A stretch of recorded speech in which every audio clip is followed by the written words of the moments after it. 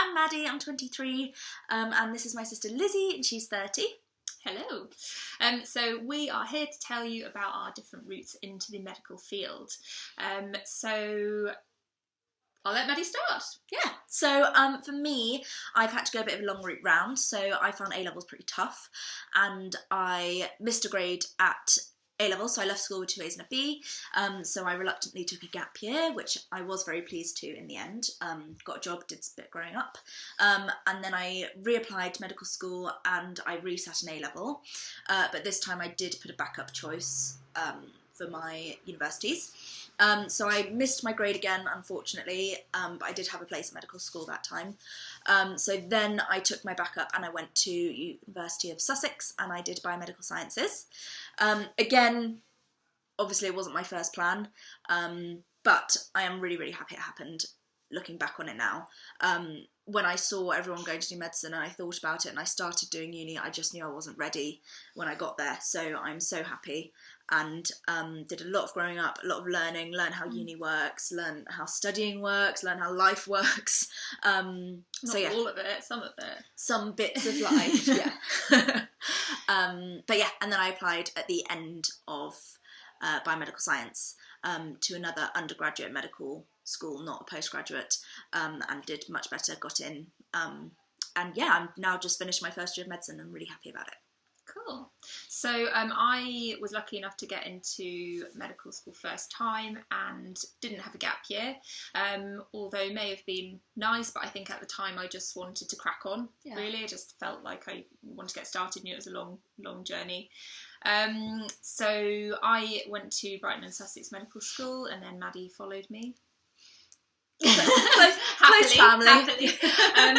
And had a really, really great time. So the reason I chose BSMS is for a number of reasons. So I think I narrowed down my medical school applications to those universities that offered human dissection, which sounds a bit weird, but for those it is important, and for those people going into medicine, I'm sure they understand.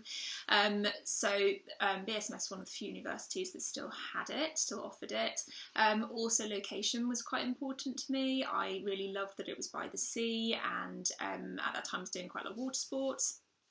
So that was great for me as well. And I think the thing that really swung it for me was going to the open day and meeting the people on the course, and they were all just really happy and friendly, and it just felt like a family. And also at that time, although it's changed a bit now, it was a very small medical school. And comparatively it still is, because I was nearly swayed by Norwich, but it's 500 on that course and BSMS is now 200, so it's still a lot smaller. Yeah, and when I went through it, it's only sort of 130, 150 per year. Anyway, so those are sort of the ways that I chose it. I think medical school by and large is fairly similar wherever you go, but you just get a few differences.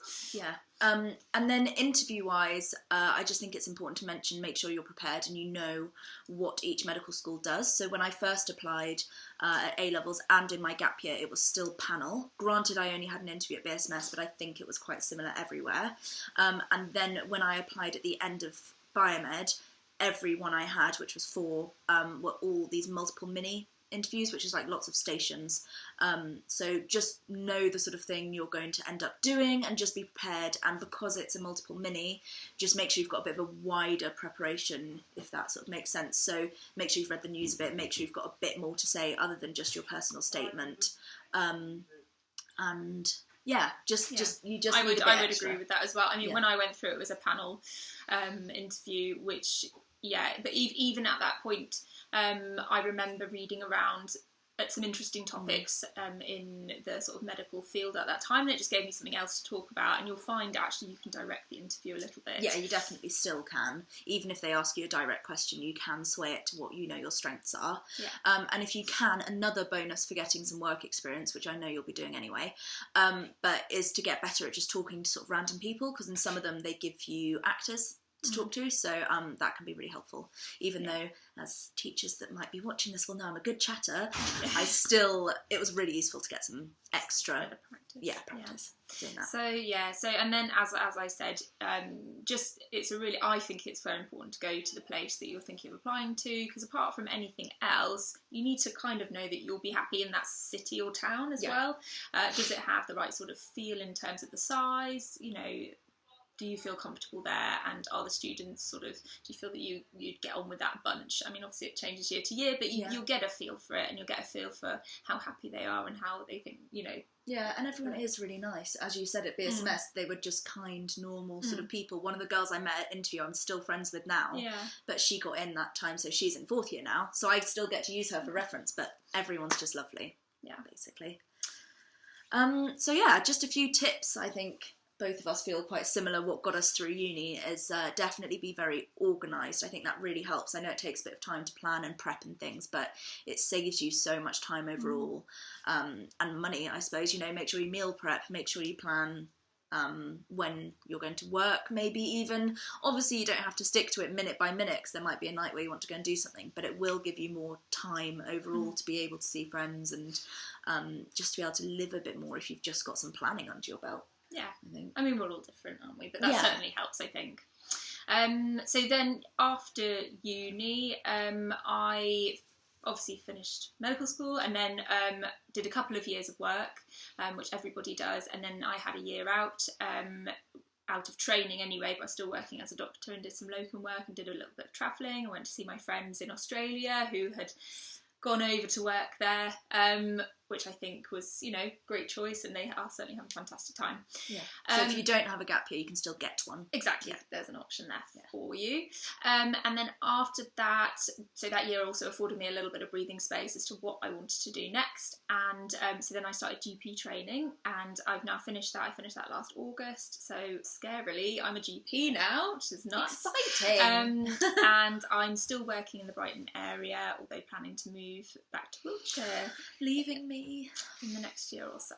But anyway, so that is great. I do like proper GP work 2.5 days a week, which is very varied. I mean, our days are fairly structured, but in terms of the actual, like, you know, you never know who's coming into your room. It's, you know, always kind of guessing what's going to come through the door. Yeah, I only had one afternoon of GP so far with uni, and every patient was so different. Yeah, so different. So yeah, that keeps it exciting. And so in terms of like a daily routine, I would go in probably for about 8, see some patients, and for a few hours, do my admin tasks, meet up with the other GPs and have a chat, catch up on cases, get some advice. Maybe have a meeting, bit of lunch, go on a home visit, and then come back, write up notes, etc. A bit more admin, and then see some more patients for my afternoon surgery. And I'm not desperately efficient at the moment. I think that's quite normal. On a good day, I'll get away by about 6:30. But yeah, it can be a lot longer than that. Yeah, but if you compare us, so our mother's also a GP, so if you compare that to 30 years on, you can see how it just, efficiency comes over time. Absolutely. So I do that 2.5 days a week, and then on one other day, I've been very lucky. So I developed an interest in sort of lifestyle and nutrition over the course of sort of the latter years of uni, and then afterwards. So I have managed to get a position doing sort of public health type work. In particular, at the moment, I'm looking at how to support patients in caring for themselves better, in the form of you know, their lifestyle support, etc. So it's quite a task, but I'm really enjoying it, and yeah, I'm quite passionate about that. So yeah, I suppose the thing to say there is that I didn't know that I was going to be able to walk into that job, or get that job, and there are so many opportunities in the medical field that you know, you don't have to go down the sort of strictly traditional route, or even if you did, you know, there are loads and loads of different specialties, and you know, you can go into the medical legal, occupational health, yada yada yada. There's tons of stuff, and there's emerging fields as well all the time. Cool. So yeah, so I just wanted to add a point about how you might not be worried at all, but if you do get a bit worried like me or miss your grades or whatever, just don't panic about taking the long route. It's really fine, and I'm so happy it happened the way it did overall. I think life just sort of works out. I was just about to quote Mum then, what she says, there's no problems, only solutions. Absolutely. So, you know, my issue was not getting in, so I found another way around it, and it's so fine, don't worry about it.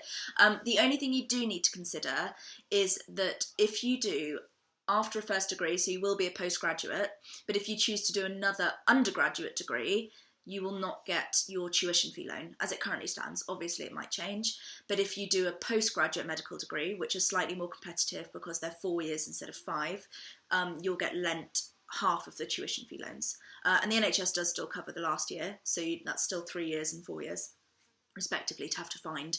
But that's just something to bear in mind. You just need to check finances and things, and there's plenty of ways around it, and if you're prepared for it, you can work through your summers, but I didn't really know that was coming, so I could have prepped better. And there's lots of charities and things that will help you out. So like we say, no problems, only solutions. Yeah. But things to consider. Yeah. So I guess just sort of to summarise, when thinking about universities, I'd suggest have a sit down and think about what's going to be important to you in terms of what you're going to get out of this university experience.